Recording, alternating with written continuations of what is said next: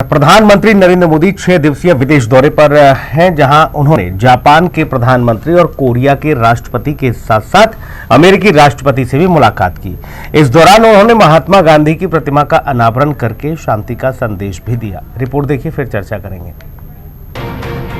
प्रधानमंत्री नरेंद्र मोदी G7 के वार्षिक शिखर सम्मेलन में भाग लेने के लिए जापान के हिरोशिमा पहुंच गए हैं, जहां उन्होंने शनिवार को हिरोशिमा में जापान के प्रधानमंत्री फुमियो किशिदा से मुलाकात की।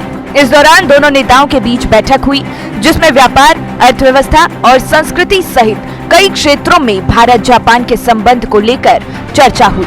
वहीं पीएम मोदी ने जापान के प्रधानमंत्री किशिदा को G7 के शानदार आयोजन के लिए बधाई दी। पीएम मोदी ने कहा, मैं आपको G7 के शानदार आयोजन के लिए बधाई देता हूं। प्रधानमंत्री किशिदा की भारत यात्रा एक यादगार यात्रा थी। मैंने जो बोधि वृक्ष आपको दिया था, उसको आपने हिरोशिमा में लगाया, और जैसे जैसे वो बढ़ेगा, भारत जापान के संबंधों को मजबूती मिलेगी। यह वो वृक्ष है जो बुद्ध के विचारों का अमरत्व प्रदान करता है। वहीं पीएम मोदी ने इस दौरान हिरोशिमा में महात्मा गांधी की प्रतिमा का अनावरण किया, और इस दौरान पीएम मोदी ने शांति का संदेश दिया। हिरोशिमा, ये नाम सुनते ही आज भी दुनिया थरथरा उठती है, कांप जाती है।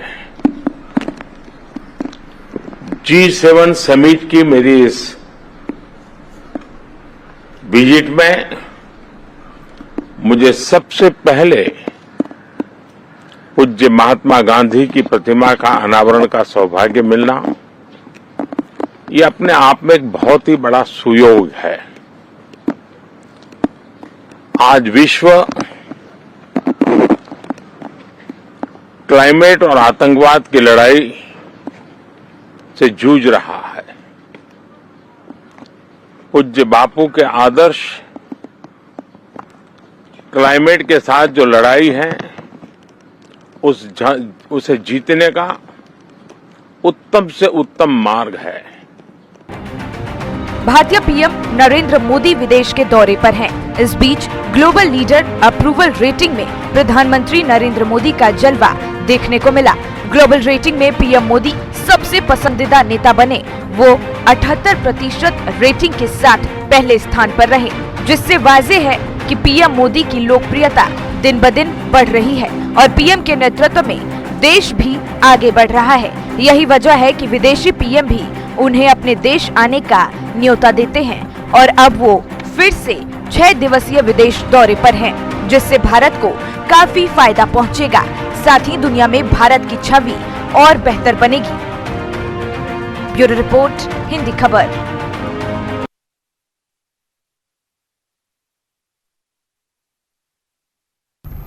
जी हाँ, तो जापान में नमो नमो, और पीके सहगल साहब रक्षा विशेषज्ञ हमारे साथ मौजूद हैं। बहुत स्वागत सहगल साहब आपका। पीके सहगल साहब, आवाज मिल रही है सर आपको मेरी? मेरी आवाज आ रही है, लेकिन कट रही है। जी, आवाज आपकी आ रही है सर, मेरी आवाज मिल पा रही है आपको?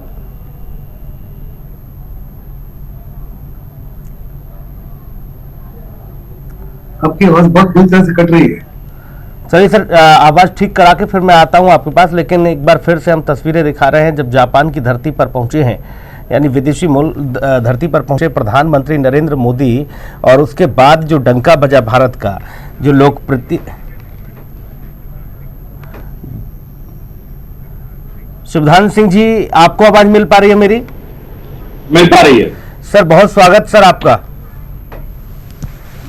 सर, मैं समझना चाहूंगा, अभी जापान के दौरे पर हैं देश के प्रधानमंत्री नरेंद्र मोदी, चाहे वह नेताओं में रेटिंग की बात हो कि सबसे ज्यादा पसंदीदा और लोकप्रिय नेता कौन सा है, 78% के साथ प्रधानमंत्री नरेंद्र मोदी उस पर काबिज हैं। 6वें नंबर पर जो बाइडेन आते हैं, ऋषि सुनक 10वें नंबर पर आते हैं। सर, यानी ये माना जाए कि जापान में नमो नमो हो रही है? बिल्कुल, ये मानने की बिल्कुल जरूरत है, बिकॉज भारत और जापान के रिश्ते बहुत पुराने हैं, और चीन और जापान का जब आपस में जब भी कोई उनका होता है, कोई टकराव होता है, तो भारत हमेशा जापान की साइड में खड़ा होता है। और अभी क्वाड के गठन के बाद में ये जब से हमने चीन को चुनौती दी है साउथ चाइना सी में, जी, दक्षिणी चीन सागर में, तब से जापान को काफी अच्छा लगा है और इससे जापान को हिम्मत आई है चीन के साथ सामने खड़ा होने की, क्योंकि चीन और जापान के बीच में एक डिस्प्यूटेड आइलैंड है जिस पर चीन कब्जा करना चाहता है जी। और जिस प्रकार से अभी जो समिट हुई थी दिल्ली में उसके एससीओ की, उस समिट में भी भारत ने हमेशा पूरे विश्व के वेलफेयर की बात ही की है। आपस के मेल मिलाप और एक दूसरे की सहायता की बात ही भारत का हमेशा उद्देश्य रहा है। इस प्रकार से मोदी जी पूरे विश्व में एक बहुत ही लोकप्रिय नेता बन रहे हैं और बन चुके हैं। बिल्कुल। पीके सहगल साहब, आपको आवाज मिल रही है सर मेरी? आपकी आवाज मिल रही है? ठीक है सर, बहुत स्वागत आपका। सर, आपसे समझना चाहूंगा, इन तस्वीरों को आपने भी देखा होगा, प्रधानमंत्री बैठे होते हैं, अमेरिकी राष्ट्रपति, दुनिया का सबसे ताकतवर व्यक्ति आता है उनकी ओर उठकर और वो हाथ मिलाने के लिए आगे बढ़ते हैं। हालांकि प्रधानमंत्री उस दरमियान उन्हें गले लगा लेते हैं। गर्मजोशी से उनका स्वागत किया गया। इस मौके का स्वागत किसी भी फॉरेन लीडर को, चाहे वो बाइडेन हो, चाहे वो मैक्रोन हो, चाहे ऋषि सुनाक हो, चाहे इटली के प्राइम मिनिस्टर हो, चाहे ओलाफ हो, जर्मनी के, चाहे कनाडा के, किसी को इस मौके का गर्मजोशी से स्वागत नहीं किया गया। साफ तौर पे नजर आता है कि प्रधानमंत्री की जो इन्फ्लुएंस है बड़ी बढ़ रही है और वो एक स्टेट्समैन के रूप में उभर रहे हैं। उन्होंने जापान में इनिशियली उन्होंने बातचीत की पीस एंड ट्रैंक्विलिटी की, उन्होंने गौतम बुद्ध की बातचीत की, उन्होंने महात्मा गांधी की बातचीत की, दोनों के दोनों जो पीस एंड ट्रैंक्विलिटी में बिलीव करते थे। फिर उन्होंने साफ तौर पर कहा कि आतंकवाद जो है आज दुनिया के लिए सबसे बड़ी समस्या है और सब देशों को मिलजुल कर इसके खिलाफ कार्रवाई करनी चाहिए, क्योंकि दुनिया में जहां भी कोई आतंकवाद का घटना होती है उसमें एक देश है जो डायरेक्टली या इनडायरेक्टली हर समय इन्वॉल्व होता है। इसलिए बड़ा लाजमी है कि हम सब एकजुट होकर आतंकवाद के खिलाफ, क्योंकि ये आज ह्यूमन काइंड के लिए, ह्यूमन एग्जिस्टेंस के लिए सबसे बड़ा खतरा है, इसका मुकाबला करें। साथ ही साथ उन्होंने कहा कि हिंदुस्तान और जापान के रिलेशन जो है बहुत ही मजबूत है और इस विजिट के बाद में टेक्नोलॉजी और क्लाइमेट और बाकी तमाम चीजों में, डिफेंस वगैरह में हिंदुस्तान और जापान के रिलेशन में बहुत ज्यादा वृद्धि होगी। और खास तौर पे कहते हैं कि जापान के साथ में उनके जो केमिस्ट्री है जापान के प्राइम मिनिस्टर के साथ में बहुत अद्भुत है। वो 3 दिन के विजिट में 40 बायलैटरल मीटिंग कर रहे हैं। उनकी मीटिंग बाइडेन के साथ भी है, ऋषि सुनाक के साथ भी है, ओलाफ के साथ भी है, सभी प्रधानमंत्रियों के साथ में और ज़ेलेंस्की के साथ में भी उनकी बड़ी अहम मीटिंग होगी जी। और मुझे पक्का यकीन है कि ज़ेलेंस्की बड़े ध्यान से उनकी बातचीत सुनेंगे, क्योंकि वो साफ तौर पे जानते हैं कि जो प्रेसिडेंट पुतिन है वो भी बड़े ध्यान से मोदी जी की बात सुनते हैं। ऐसे में सबको नजर आ रहा है कि हिंदुस्तान जो है बहुत बड़े पैमाने पर रोल प्ले कर सकता है globally and in the global south. फिर प्रधानमंत्री साफ तौर पे जानते हैं कि जो 3-4 बड़े मुद्दे हैं, जो G7 के सबसे बड़ा मुद्दा जो G7 का है वो रशिया और यूक्रेन की वॉर को लेकर है और उसके रेमिफिकेशंस, खास करके उसके इकोनॉमिक कॉन्सिक्वेंसेस क्या है पूरी दुनिया के लिए। 3 चीजों को खास तौर पर ध्यान देंगे, फूड, एनर्जी सिक्योरिटी और फर्टिलाइजर्स, क्योंकि इससे जितने भी ग्लोबल साउथ वाले हैं, जितने भी लैटिन अमेरिकन के पुअर नेशंस हैं और अफ्रीका के पुअर नेशंस हैं, सब बहुत जबरदस्त झुलस रहे हैं। उनके पास खाद्यान्न नहीं है, उनके पास फर्टिलाइजर नहीं है, उनके पास फूड सिक्योरिटी नहीं है, उनके पास एनर्जी सिक्योरिटी नहीं है। साथ ही साथ ये सारे के सारे देश जो है बहुत बड़े पैमाने पर जी डिफॉल्ट तरफ बढ़ रहे हैं, क्योंकि इनकी सारों की इंडेटेडनेस की वजह एक ही है।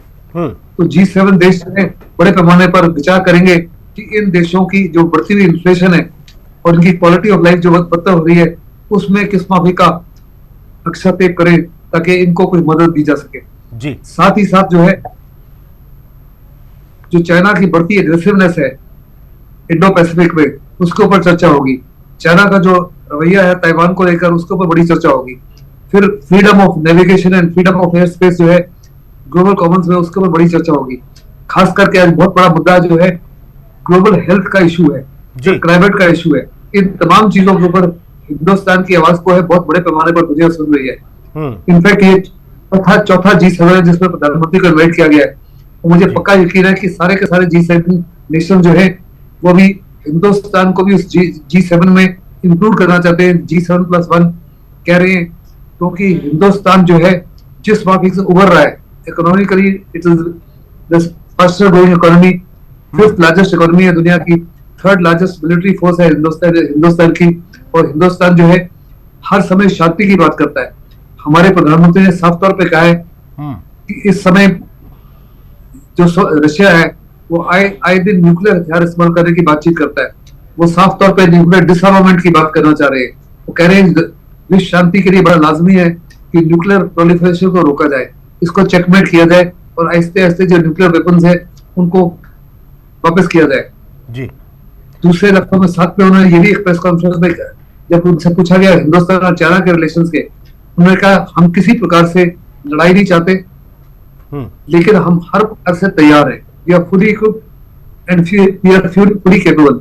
लेकिन चाइना के साथ रिश्ते नाते इंप्रूव नहीं हो सकते जब तक चाइना जो है बॉर्डर के ऊपर सिचुएशन को रिजॉल्व नहीं करता। यानी दूसरे लफ्जों में जब तक वो 2020 की पोजीशन में वापस नहीं जाता, किसी प्रकार से चाइना के साथ रिलेशन इंप्रूव होने की कोई भी जी पॉसिबिलिटी नहीं है। बिल्कुल सर, जाहिर तौर चाइना के जी मैं समझ शिवदान सिंह सर जी, मैं आपसे समझना चाहूंगा, ये जो तस्वीरें जापान से निकल कर आ रही हैं, इससे बाकी देशों पर भारत का बड़ा प्रभाव पड़ेगा और खास तौर पर चीन पर? देखिए, चीन पर तो हमने इतना प्रभाव डाल दिया है, अपनी जो जो जो डिफेंसेस को वहां पर इतना अपग्रेड कर दिया है चाइना बॉर्डर पर जी, कि चीन इस वक्त भारत को उस वक्त का नहीं समझ सकता जैसे उसने 62 में समझा था भारत को। और इसके बाद जब हमने क्वाड का फॉर्मेशन किया है अमेरिका के साथ मिलके, अमेरिका, ऑस्ट्रेलिया और जापान और भारत चारों ने मिलकर जो चीन को टक्कर दी है साउथ चाइना सी में, उसके बाद चाइना को अपनी जगह पता लग गई है जी। क्योंकि अब चाइना को अपना जो एक्सपोर्ट और इंपोर्ट है, क्योंकि 60% एक्सपोर्ट इंपोर्ट उसका थ्रू सी होता है साउथ चाइना सी से, और उसमें अब इन चारों देशों ने जब से क्वाड को गठन किया है तब से इन्होंने चाइना को बता दिया है कि आपके एक्सपोर्ट इंपोर्ट को कभी भी रोका जा सकता है, इसलिए आप सावधान हो जाइए। जो चाइना दुनिया में वर्ल्ड इकोनॉमी बनने की सोच रहा था, उसको इस क्वाड ने चैलेंज कर दिया है। और इसके साथ साथ इस क्वाड की मदद से ही जापान भी चाइना को उसकी जगह दिखाने में सक्षम हो रहा है, क्योंकि इन दोनों के बीच में एक डिस्प्यूटेड आइलैंड है जिस पर चाइना कब्जा करना चाहता है। मगर क्वाड के गठन के बाद में चाइना ने अब उस डिस्प्यूटेड आइलैंड पर भी अपनी एक्टिविटी कम कर दी है। इस प्रकार से भारत की जो इमेज है और भारत का जो रुतबा है वो बहुत अच्छा है इस वक्त विश्व में। इवन रशिया और यूक्रेन युद्ध में भी भारत ने, हालांकि शुरू में रशिया का साथ दिया था, मगर जब भी रशियन की डिमांड्स उनको ठीक न लगी भारत को, तो भारत ने अपने आप को एब्सेंट कर लिया था यूनाइटेड नेशंस में। इस प्रकार से यूक्रेन समझ रहा है कि भारत जो है वो निष्पक्ष है और वो यूक्रेन की मदद करेगा, जब साथ यदि रूस के साथ भी है तो यूक्रेन के साथ भी रहेगा। तो इसलिए भारत की इमेज बहुत अच्छी बन गई है। ये भी हो सकता है सर कि दोनों देशों के बीच अगर शांति बहाली की बात हो तो भारत उसमें सबसे अहम भूमिका अदा करे, एक मुख्य भूमिका अदा करने की पोजीशन में है जी। और मैं तो यही प्रार्थना करूंगा कि मोदी जी इस युद्ध को समाप्त करने में अपनी एक भूमिका निभाएं और अपने आप को विश्व में एक प्रकार से अपने नाम को और भी पॉपुलर बना। ठीक, पीके सहगल साहब, पिछले अगर इतिहास को उठाकर देखा जाए तो भारत को बाकी देश बहुत हल्के में लेकर चलते थे, और शायद है कि खासतौर पर ग्लोबली और आर्थिक तौर पर। लेकिन आज भारत में ऐसा क्या हुआ सर, क्योंकि भारत की राजनीति तो कुछ मानने को तैयार होती नहीं है, विपक्षी दलों को आप देखते ही और सुनते भी रहते होंगे, लेकिन विदेश में आज भारत का जो डंका बज रहा है, देश के प्रधानमंत्री का जो मान सम्मान गौरव बढ़ रहा है, ये तो भारत का गौरव है ना सर, इसको तो कोई झुटला नहीं सकता। तो ऐसा क्या हुआ सर कि एकाएक सारे देश जो है वो भारत की ओर देखने लगे? ये बड़ा अजीबोगरीब है कि हिंदुस्तान के अंदर जो है हमारी अपोजिशन जो है वो मोदी की इन्फ्लुएंस और उसकी क्षमता, उसकी काबिलियत जो विश्व समझता है वो नहीं समझ रहे जी। पूरे विश्व में वो साफ तौर पर कह रहे हैं कि मोदी एक बड़ा विजनरी है, हिंदुस्तान को बहुत बड़े पैमाने पर आगे ले जा रहा है, एक हिंदुस्तान बड़ी शक्ति के रूप में उभर रहा है, बहुत इकोनॉमिक शक्ति एज मिलिट्री शक्ति, और हिंदुस्तान आने वाले समय में बहुत बड़ा रोल प्ले कर सकता है यूएन सिक्योरिटी काउंसिल में और दुनिया के तमाम मसलों को हल करने के लिए जी। और मोदी आज दुनिया में सबसे बड़े स्टेट्समैन के रूप में उभर रहे हैं, इसमें किसी प्रकार का कोई शक नहीं। और जो क्वाड की मीटिंग ऑस्ट्रेलिया में कैंसिल हुई है, वो क्वाड की मीटिंग में डायरेक्टली वहां पर हो रही है चारों देशों की, जिसमें बाइडेन भी शामिल है, ऑस्ट्रेलिया के प्राइम मिनिस्टर भी शामिल, सीधा भी शामिल है और प्रधानमंत्री मोदी भी है। और बड़े पैमाने पर हिंदुस्तान की इम्पोर्टेंस जो है क्वाड में वो भी उभरती नजर आ रही है। साफ तौर पर नजर आता है कि हिंदुस्तान को क्वाड से अलग कर दिया जाए तो क्वाड ओवरनाइट फेल हो जाएगा, और आहिस्ते आहिस्ते क्वाड को और स्ट्रेंथन किया जा रहा है। और हो सकता है कि आने वाले समय में ये डिपेंड करता है चाइना की गतिविधियों को, चाइना के उसको क्वाड जो है आहिस्ते आहिस्ते मिलिटराइज भी हो सकता है। वास्तव में ऑस्ट्रेलिया, सर मैं वही समझना चाह रहा था, भारत ने ऐसा क्या किया है कि बाकी देश आज भारत को उस नजरिए से देखने लगे हैं? आज वो कहते हैं कि भारत बहुत बड़ी शक्ति के तौर पर उभरा है। ऐसा क्या किया है सर भारत ने ताकि बाकी लोगों को भी समझ में आए जो अब तक नहीं समझ पा रहे हैं? देखो, भारत में 3-4 चीजें बहुत बड़ी हुई है। सबसे पहले economic and political stability, continuation of governance, जो हमारी पॉलिसीज है सारी साफ तौर पे दुनिया को नजर आ रही है, साफ तौर पे कहा जा रहा है कि 5 साल या 10 साल में कोई तब्दीली नहीं होगी। फिर it is need at makes a made run. Hindustan की इकोनॉमी इस समय फास्टेस्ट ग्रोइंग इकोनॉमी है, दुनिया का सबसे बड़ी मार्केट के रूप में उभरा है। इकोनॉमिक स्टेबिलिटी है, पॉलिटिकल स्टेबिलिटी है, और साथ ही साथ हमारे जो प्रधानमंत्री है उनकी इन्फ्लुएंस इतनी बड़ी हुई है। हमने जो डिफेंस में आत्मनिर्भरता दर्शाई है वो भी बहुत बड़े पैमाने पर असर कर रही है। पिछले 9 साल में हमने बहुत कुछ ऐसे कदम उठाए हैं जिससे हिंदुस्तान बजाय मेजर डिफेंस इंपोर्टर के आहिस्ते आहिस्ते एक बड़ा डिफेंस एक्सपोर्टर के रूप में उभर रहा है। फिर जब हम चिप्स मैन्युफैक्चरर है, हिंदुस्तान दुनिया का सबसे बड़ा हब बनने जा रहा है। ड्रोन्स के मैन्युफैक्चर में हिंदुस्तान आने वाले समय में 5 साल में तकरीबन सबसे बड़ा हब बन जाएगा। फिर कई लेटेस्ट टेक्नोलॉजीज है उसमें हिंदुस्तान बहुत माहिर है और फिर among different leaders of the world है।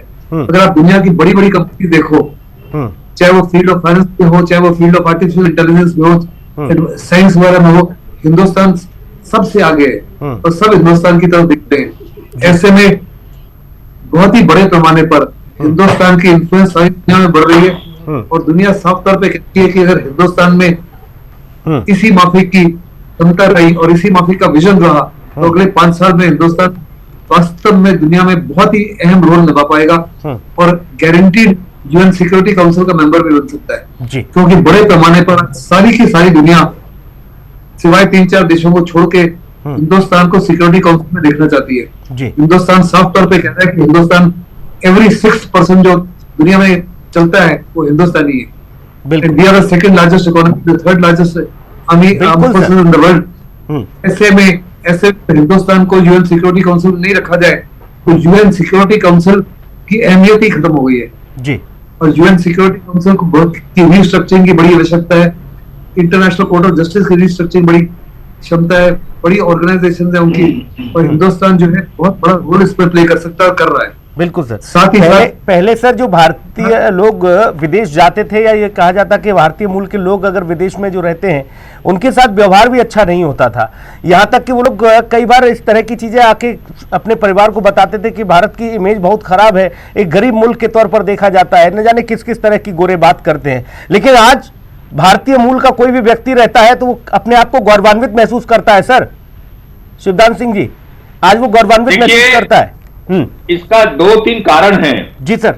विश्व में एक तो सबसे जरूरी है सैनिक शक्ति के रूप में उभरना, आर्थिक रूप से स्वावलंबी होना, मींस सेल्फ डिपेंडेंट होना आर्थिक रूप से, और उसके साथ साथ विश्व में एक आर्थिक शक्ति के रूप में नजर आना जी। और नंबर 3, हमारे देश की आंतरिक स्थिति, जो हमारे देश की जो जनता की कोहेसिवनेस है वो शो करती है कि हमारा देश कितना स्ट्रांग है।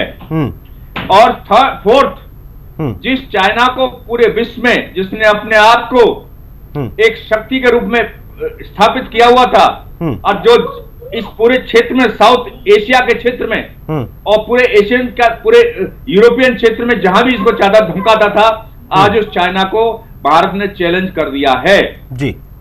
इसलिए भारत एक नई शक्ति के रूप में उभरा है और पूरे विश्व के देश भारत की तरफ एक आशा की दृष्टि देख रहे हैं।